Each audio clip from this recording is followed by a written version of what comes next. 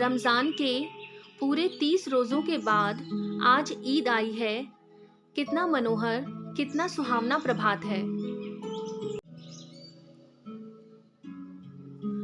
वृक्षों पर कुछ अजीब हरियाली है, खेतों में कुछ अजीब रौनक है, आसमान पर कुछ अजीब लालिमा है। आज का सूर्य देखो, कितना प्यारा, कितना शीतल है, मानो संसार को ईद की बधाई दे रहा है। गांव में कितनी हलचल है, ईदगाह जाने की तैयारी हो रही है। किसी के कुर्ते में बटन नहीं है, पड़ोस के घर से सुई धागा लेने दौड़ा जा रहा है। किसी के जूते कड़े हो गए हैं, उनमें तेल डालने के लिए तेली के घर भागा जाता है। जल्दी जल्दी बैलों को सानी पानी दे दें, ईदगाह से लौटते लौटते दोपहर हो जाएगी। 3 कोस का पैदल रास्ता, फिर सैकड़ों आदमियों से मिलना भेंटना, दोपहर के पहले लौटना संभव नहीं है। लड़के सबसे ज़्यादा प्रसन्न हैं, महमूद, मोहसिन और हामिद भी। हामिद 4-5 साल का गरीब सूरत दुबला पतला लड़का, जिसका बाप गत वर्ष हैजे की भेंट हो गया और माँ ना जाने क्यों पीली होती होती एक दिन मर गई। अब हामिद अपनी बूढ़ी दादी अमीना की गोद में सोता है और उतना ही प्रसन्न है। उसके अब्बा जान रुपए कमाने गए हैं, बहुत सी थैलियां लेकर आएंगे। अम्मी जान अल्लाह मियाँ के घर से उसके लिए बड़ी अच्छी अच्छी चीज़ें लाने गई हैं, इसलिए हामिद प्रसन्न है। आशा तो बड़ी चीज़ है, और फिर बच्चों की आशा, उनकी कल्पना तो राई का पर्वत बना लेती है। हामिद के पाँव में जूते नहीं हैं, सिर पर एक पुरानी धुरानी टोपी है जिसका गोट काला पड़ गया है, फिर भी वह प्रसन्न है। जब उसके अब्बा जान थैलियाँ और अम्मी जान नियामतें लेकर आएंगे तो वह दिल के अरमान निकाल लेगा। तब देखेगा महमूद, मोहसिन, नूरे और सम्मी कहाँ से उतने पैसे निकालेंगे। अभागिन अमीना अपनी कोठरी में बैठी रो रही, आज ईद का दिन है और उसके घर में दाना नहीं। आज आबिद होता तो क्या इसी तरह ईद आती और चली जाती। इस अंधकार और निराशा में वह डूबी जा रही है। किसने बुलाया था इस निगोड़ी ईद को, इस घर में उसका काम नहीं। लेकिन हामिद, उसे किसी के मरने जीने से क्या मतलब, उसके अंदर प्रकाश है, बाहर आशा। विपत्ति अपना सारा दल बल लेकर आए, हामिद की आनंद भरी चितवन उसका विध्वंस कर देगी। अमीना का दिल कचोट रहा है, गांव के बच्चे अपने अपने बाप के साथ जा रहे हैं, उसे कैसे अकेले मेले जाने दे। उस भीड़ भाड़ में बच्चा कहीं खो जाए तो क्या हो। नन्ही सी जान 3 कोस चलेगा कैसे, पैर में छाले पड़ जाएंगे, जूते भी तो नहीं हैं। वह थोड़ी थोड़ी दूर पर उसे गोद ले लेगी, लेकिन यहाँ सेवैयाँ कौन पकाएगा।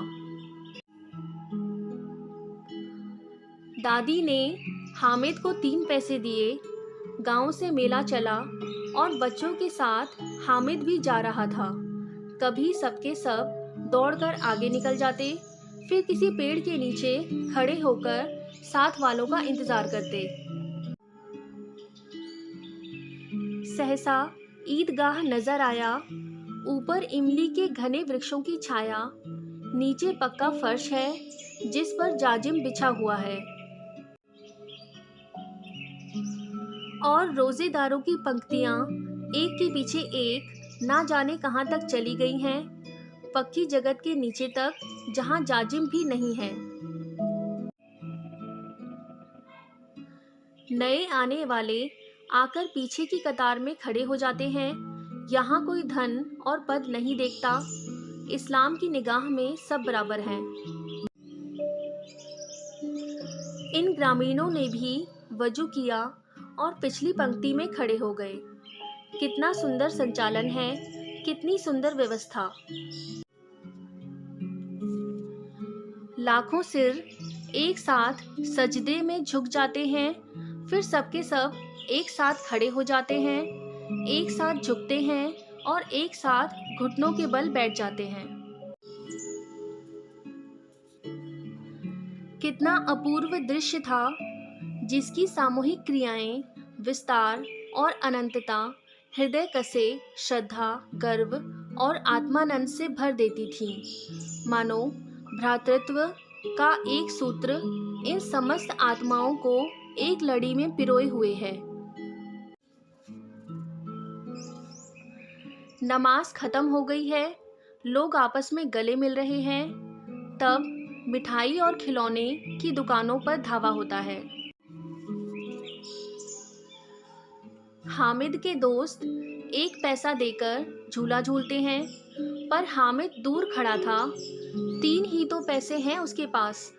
अपने कोष का तिहाई जरा सा चक्कर खाने के लिए नहीं दे सकता। अब खिलौने लेंगे। तरह तरह के खिलौने हैं। सिपाही और गुजरिया, राजा और वकील, भिश्ती, पानी ढोने वाला व्यक्ति, धोबिन और साधु।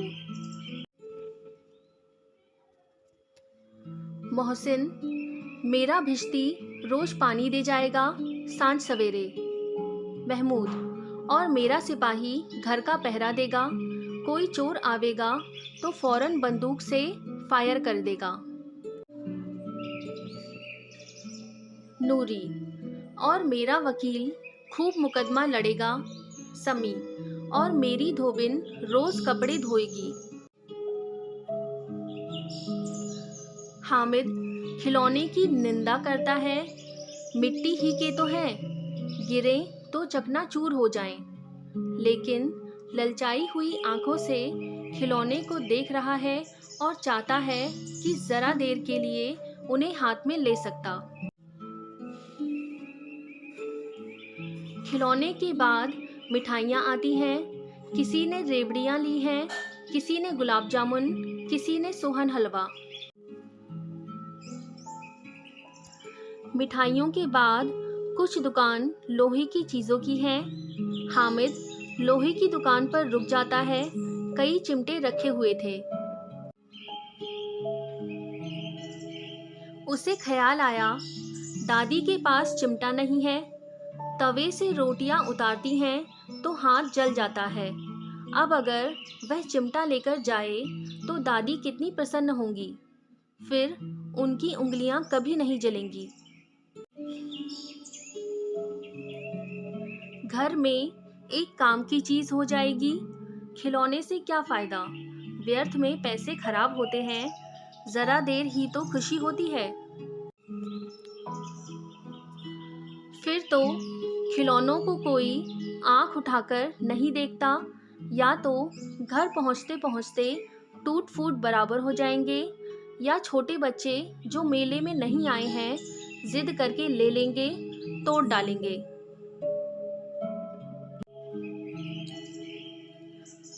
चिमटा कितने काम की चीज़ है। रोटियां तवे से उतार लो, चूल्हे में सेक लो। कोई आग मांगने आवे तो चटपट पर चूल्हे से आग निकालकर उसे दे दो। अम्मा बेचारी को कहाँ फुर्सत है कि बाजार आए, और इतने पैसे ही कहाँ मिलते हैं, रोज हाथ जला लेती हैं।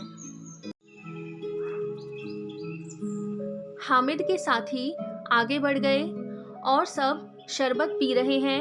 हामिद ने कहा, खाएं मिठाइयाँ, आप मुंह सड़ेगा, फोड़े फुंसियाँ निकलेंगे, आप ही जुबान चटोरी हो जाएगी। तब घर के पैसे चुराएंगे और मार खाएंगे। किताब में झूठी बातें थोड़ी ना लिखी हैं। मेरी जुबान क्यों खराब होगी? अम्मा चिमटा देखते ही दौड़कर मेरे हाथ से चिमटा ले लेंगी और कहेंगी, मेरा बच्चा अम्मा के लिए चिमटा ले आया है, हजारों दुआएं देंगी। फिर पड़ोस की औरतों को दिखाएंगी। सारे गांव में चर्चा होने लगेगी, हामिद चिमटा ले आया है। बड़ों की दुआएं सीधे अल्लाह के दरबार में पहुंचती हैं और तुरंत सुनी जाती हैं। उसने दुकानदार से पूछा, यह चिमटा कितने का है? दुकानदार ने उसकी ओर देखा और कोई आदमी साथ ना देखकर कहा, यह तुम्हारे काम का नहीं है जी। हामिद ने जैसे तैसे चिमटा 3 पैसे का खरीद लिया। हामिद के दोस्त उसका मजाक उड़ाने लगे कि वह चिमटे का क्या करेगा। हामिद ने चिमटे को जमीन पर पटक कर कहा, जरा अपनी भिश्ती जमीन पर गिरा दो, सारी पसलियां चूर चूर हो जाएं बच्चा की। मोहम्मद बोला, तो यह चिमटा कोई खिलौना है? हामिद, खिलौना क्यों नहीं, अभी कंधे पर रखा बंदूक हो गई, हाथ में लिया फकीरों का चिमटा हो गया। चाहूं तो इससे मजीरे का काम ले सकता हूँ। एक चिमटा जमा दूं तो तुम लोगों के सारे खिलौनों की जान निकल जाए। तुम्हारे खिलौने कितना ही जोर लगावे, वे मेरे चिमटे का बाल भी बांका नहीं कर सकते। मेरा बहादुर शेर है चिमटा। मेरा बहादुर चिमटा आग में, पानी में, तूफान में बराबर डटा खड़ा रहेगा। चिमटे ने सभी को मोहित कर लिया, लेकिन अब पैसे किसके पास धरे हैं? अब बालकों के 2 दल हो गए हैं। मोहसिन, महमूद, सम्मी और नूर एक तरफ है, हामिद अकेला दूसरी तरफ। शास्त्रार्थ हो रहा है। सम्मी हामिद के साथ जा मिला, लेकिन मोहसिन, महमूद और नूरे भी हामिद से 1-1, 2-2 साल बड़े होने पर भी हामिद के आघातों से आतंकित हो उठे हैं। उसके पास न्याय का बल है और नीति की शक्ति। एक ओर मिट्टी है, दूसरी ओर लोहा। जो इस वक्त अपने को फौलाद कह रहा है, वह अजेय है, घातक है। अगर कोई शेर आ जाए तो मियाँ भिश्ती के छक्के छूट जाएं, मियाँ सिपाही मिट्टी की बंदूक छोड़कर भागे, वकील साहब की नानी मर जाए, चुगे में मुंह छुपाकर लेट जाएं। मगर यह चिमटा, यह बहादुर, यह रुस्तमे हिंद लपक कर शेर की गर्दन पर सवार हो जाएगा और उसकी आंखें निकाल लेगा। मोहसिन को एक नई चोट सूझ गई। तुम्हारे चिमटे का मुंह रोज आग में जलेगा। उसने समझा था कि हामिद लाजवाब हो जाएगा, लेकिन यह बात ना हुई। हामिद ने तुरंत जवाब दिया, आग में बहादुर ही कूदते हैं जनाब। तुम्हारी यह वकील, सिपाही और भिश्ती लौंडियों की तरह घर में घुस जाएंगे। आग में कूदना वह काम है जो रुस्तमे हिंद ही कर सकता है। और अंत में खिलौनों की लड़ाई में हामिद का चिमटा सब खिलौने को काट कूट कर फेंक देता है। हामिद ने मैदान मार लिया। उसका चिमटा रुस्तमे हिंद है। विजेता को हारने वालों से जो सत्कार मिलना स्वाभाविक है, वह हामिद को भी मिला। सच ही तो है, खिलौनों का क्या भरोसा, टूट फूट जाएंगे। हामिद का चिमटा बना रहेगा बरसों। 11 बजे सारे गांव में हलचल मच गई। मेले वाले आ गए। सब बच्चे अपने खिलौने लेकर अपने घर गए। हामिद की दादी उसकी आवाज़ सुनते ही उसकी ओर दौड़ी। दादी गुस्सा होने लगी कि यह कैसा बेसमझ लड़का है कि दोपहर हुआ, ना खाया ना पिया, लाया क्या यह चिमटा। सारे मेले में तुझे और कोई चीज़ ना मिली जो यह लोहे का चिमटा उठा लाया।